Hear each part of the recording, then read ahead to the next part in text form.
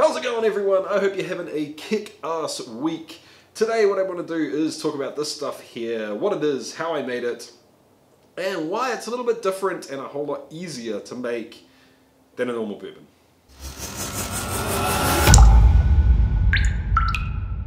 Welcome to Still It, I'm Jesse, and this is the channel all about chasing the craft of home distillation and making it a legitimate hobby. Today we're talking about this stuff here. It's a homemade bourbon. It's 51% corn, but it's not bad in America, so go with me on this one, guys. That's what I'm trying to make, though, so you get me, right? Now, normally when you make bourbon team, you run into this problem of having to gelatinize the corn before making a mash, and that generally involves making a big-ass porridge, boiling the heck out of the corn for some time, which turns into a sticky, goopy mess. And I know for a lot of home distillers, that turns them off. Trying to find a way around that or how to deal with that becomes quite difficult. So today what I want to do is show you how I made this stuff here without having to go through that problem at all. Instead, you can remove the wash from the grain into a nice, relatively clear liquid to ferment and then pop into the still for distilling. Let's get stuck in, figure out how I made this, and at the end of the video I'll tell you what I think of this stuff here, which is a 4-stage version, and what I'm planning on doing with the rest of it. Being a quote-unquote bourbon, we need 51% at least corn, and I'm going to be using a little secret weapon from a local maltster here in New Zealand, Gladfield Malt, which is malted maize, malted corn, and I'm going to be using 51% of this, or in this case, 5 kilos. Next up is the malted barley. Traditionally we want that for the enzymes. Seeing as the corn's malted, it's not so much of a big deal in this recipe, but I'm still using it. I'm using 30%, and for this batch size, that is 2.9 kilograms.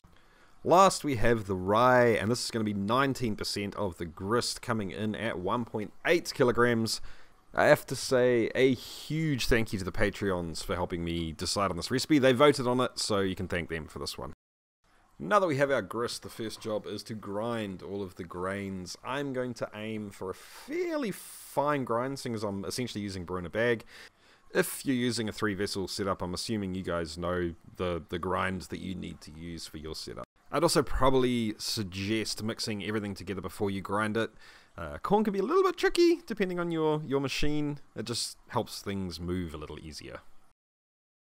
Alright, so now that we've got the grist, all the different types of grains that we're going to be using sorted, we need to prepare for the mash in, and for that we need to get our strike water ready. Now the strike water is essentially the water that's going to go into the mash.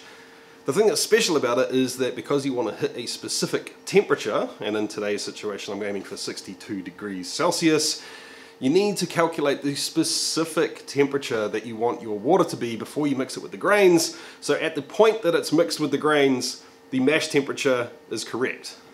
Did I explain that badly? I think I explained that badly. So you want to work backwards from the mash temperature that you desire back to the strike water that you need. So today I'm mashing in with 26.5 litres or 7 gallons of water. So I jumped over onto the Chase the Craft website, used the strike water calculator, which told me I want to aim for 69 degrees. Now I'm going to go a little bit lower than that. I'm aiming for 68 simply because it's easy for me to warm it up and it's not so easy for me to cool it down. If you're wondering, I'm using this little bad boy here from Clawhammer Supply. Something kind of similar to a Grainfather or a Robo Brew setup, essentially a really badass brew in a bag kit. I know those words may mean nothing for you guys. Don't worry about it too much. A couple of keywords you can go and search if you want to. Anyway, so we want to hit 68 degrees. When we hit 68 degrees, we're ready to mash in. So this is where the power of the malted corn in this recipe really starts to kick in. Because it's malted, the starches have already been gelatinized. So we do not need to boil it or to gelatinize the starch now, and because it's malted, we also have a fair amount of diastatic power or enzymes already in the corn. Like always, when mashing in, I would totally recommend adding a little bit of grain, stirring, adding a little bit more grain and stirring, just to keep the amount of dough balls down, to stop any little dry bits in the grain and increase your efficiency a little. The strike water calculator did a great job. I missed by 1 degree low, so we just warmed it up a little with the elements in the kit. So we're mashed in now, and we're actually a degree under. We're at about 61 degrees. So I'm going to flick the element on for a couple of minutes. I'm going to cover this thing up. I'm going to insulate the crap out of it, and we're going to walk away for about 30 minutes. Cool?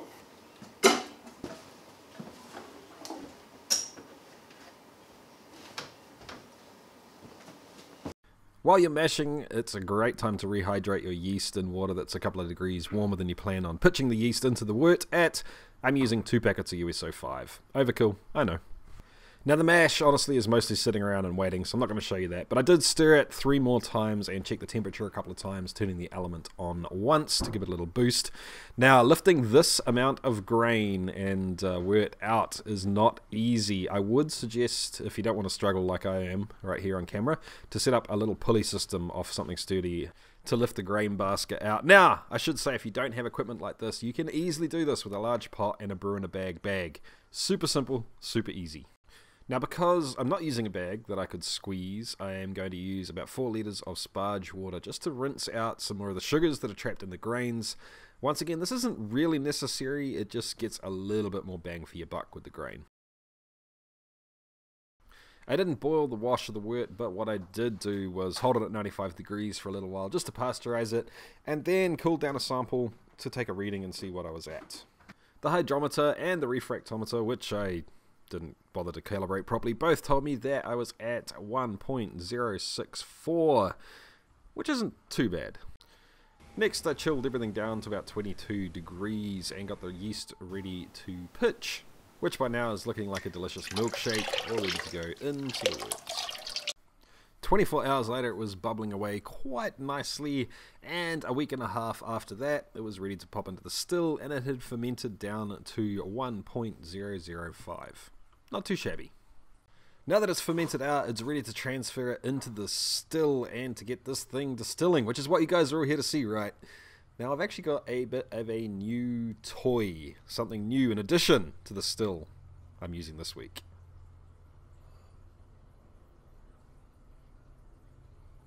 Bubble plates, baby. These are all 4-inch parts, the first being a 4-inch sight glass with a bubble plate inside. This one actually was donated by a viewer, so thank you so much, dude. We also have 2 4-inch T-junction plates, which I actually bought on Amazon. I'm pretty happy with these. It's a pretty good deal, I think. Now, I'm using this kit so I can distill it once and distill it to a relatively higher ABV with a lot of flavor, but to be fair, you really don't need to do this. You could totally just use a pot still, do a stripping run, and then a spirit run right after that. Yeah, the deflagonator's not even hooked up. I don't have the plumbing ready for that yet. I'm lazy. So what's happening is I'm using the CCVM head to control the amount of reflux going back down to the plates. This setup with this wash really wanted to run at about 91%, so I had to fight it and drag it back down by adjusting the vapor speed by the amount of energy I was putting into the boiler, and also by the amount of reflux I was sending back down to the plates with the CCVM head. Now the run honestly was pretty uneventful, pretty straightforward, but when the top sight glass started fogging up, I had a bit of a hunch that I was probably starting to hit the tails, so I got prepared for that and started taking smaller amounts in each jar. 24 hours later, I came back and tasted each and every jar, tasted it, smelt it, decided whether I liked it or not. And that's how I do my cuts, guys, based on senses. Now, anything I liked went into the mixing pot, and anything I didn't went into feints. More on that coming soon on the channel. The stuff I kept wound up at 85%, and I'll put a photo of the tasting notes up on the website, link in the description below for that. Alright team, before we get into tasting this and let you know what I think of it as it is now and my plans for what to do with the rest of it in the future, what I need to do is thank the Patreons. You guys know the drill if you've been watching the channel. The reason I get to do stuff like this, the reason I get to create products like this is 100% because of you guys, the patrons. So a huge thank you guys. So I've also got to say a huge thank you to Gladfield. They're not paying me for any of this, but they did send me 5 kilos of their corn, their malted corn, to be able to try this. So it's a really cool experiment, and I'm very interested to see what it's like. Alright guys, this was force aged through temperature cycling up to about 45 degrees. In hot water this time, no microwave action, and then into the freezer. Repeat back and forth with various sort of temperature fluctuations, and that's been sitting and chilling for about 4 or 5 days as well. This went into the barrel at 50%, and by that I mean, you know, it went into a glass container with some wood in it. And because it hasn't been that long and it hasn't been breathing a heap, I think it's still pretty close to that 50%. So I'm trying it at barrel strength right now. And I'll be honest guys, it's a little cold in the shed, so I might have to warm this up a little bit to really be able to taste it. But on the nose, it's toffee and caramel predominantly, and I'm not getting a whole lot of corn, and leaning towards a little oakiness, but it is a fairly warm, sort of toasty oak, not a raw American oak, if that makes sense. It is quite pleasant on the nose, it's not sharp at all. I think I did a really good job on the cuts of this one, guys. There's, the heads seem quite in check, even young and even at 50%, so that's good. So it's still a little bit fiery at the moment. For 50%, not any more than I would expect, but it definitely hasn't barrel mellowed, and there's no way I'd really expect that in, you know, a week and a half with forced aging. But it does have some really interesting flavors going on already. So I should also mention, guys, that this wood I actually stole from the Whiskey Vault. It is a small Balcones barrel, and it is literally the exact same wood that they used for their demonstration on different char levels. I just stole it off the distillery floor and figured I could use it for something interesting, so here we have it.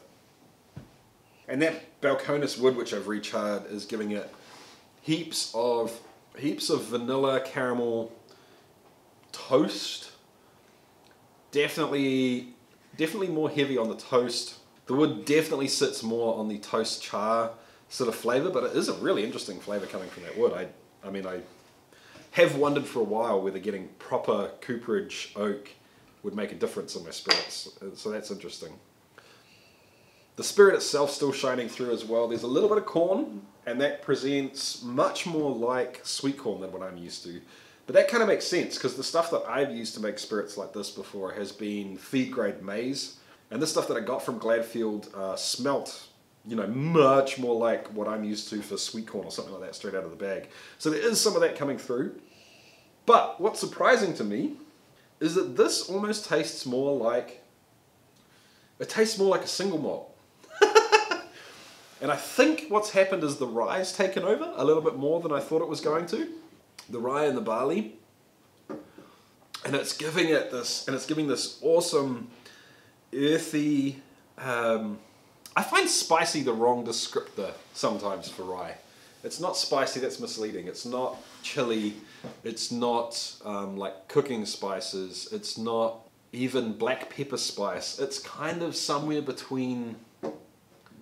It's kind of something similar to astringency, but not astringency. But it's earthy, a little sharp. It's refreshing, man.